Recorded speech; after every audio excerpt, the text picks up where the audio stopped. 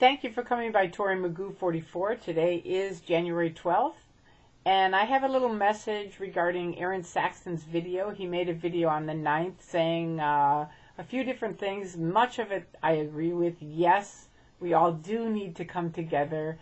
We do need to have a fantastic global picket. I'm 100% in agreement with that.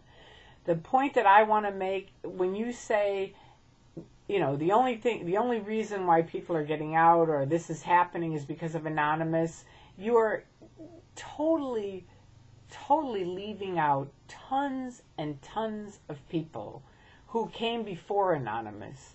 Some people, like when I left in 2000, people said, oh, thank you so much, you're doing so much, you know, blah, blah, blah. And I'd always say, and I still have said for 9 years, I'm only able to do this because of the people that came before me, that built the road, that helped us walk on it, and the people that are helping me to this day. There's people that have been kind to me, helped me, offered me a hand, that kind of thing. Some are anonymous, some of them are critics, many of them are ex-Scientologists, many of them are ex-Sea Org. All of the people that have been kind to me, I love you, and I cannot thank you enough. I have heard stories of people, the original ex-Sea Org members, some of them who left, many of them who are dead. They're not even here anymore. Robert Von Young was one of them. And I talked to him on the phone when I first left. And he said, Tori, this is a lot like a relay race. Think of it like that. It's like you run it as long as you can run it, and then you take the baton, you pass it on to somebody else. And I respect every single person that's ever been in this race. And I thank them. And there's a lot of them. And there's a lot of them before Anonymous ever showed up. I mean, years of people doing things. Some people we know, like Paulette Cooper, etc. Many people, you don't know their names. I've had the honor of meeting some of them who've spent years helping gather information, expose the information, get it out there without anybody ever knowing their names.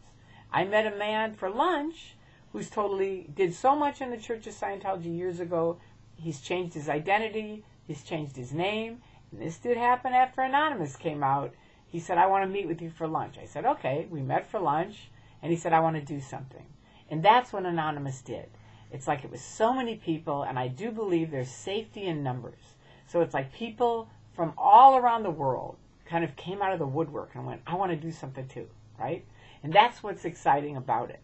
Now, the thing where you said every single ex-Sea Org member needs to come out, that's a great view. Will that happen? I know a lot of ex-Sea Org members, and no, they're not going to. They've done a ton of stuff, like I said, for years. But it's all been behind the scenes. Many of them have family that are still in the Church of Scientology, and no, they're not going to come to the picket. But that doesn't mean they can't do something. First of all, number one, there were a ton of people that came out when Anonymous first started picketing with the 9,000 people. All of those people that stopped picketing come to this global picket. Because stuff is happening. You're right, Aaron. It is really happening this year. And the more people that are there, the more people come out of the woodwork. And the more people that come out of the woodwork, the more people are going to come out. That's just the way it works. So yes, come on out. And if you are ex-Sea Org and you cannot come to the picket, there's plenty of other things you can do online or whatever. But there are things you can do. You can help other people that are coming to the pickets. You know, there's a lot of stuff that can be done. And number one, I want to thank every single person who's ever helped expose the Church of Scientology, especially their abuses. And the stopping of freedoms is their number one, you know, it's the biggest abuse, breaking up of families, free speech, that kind of thing. So I hope everybody comes out and pickets. If you ever picketed once, come on out. And I say wear your mask. If you were anonymous, keep your mask on, because that image is a fabulous image. It's a very stoic image. It's very definite. You can't forget it. You know, you say anonymous, people get the picture, they've got it.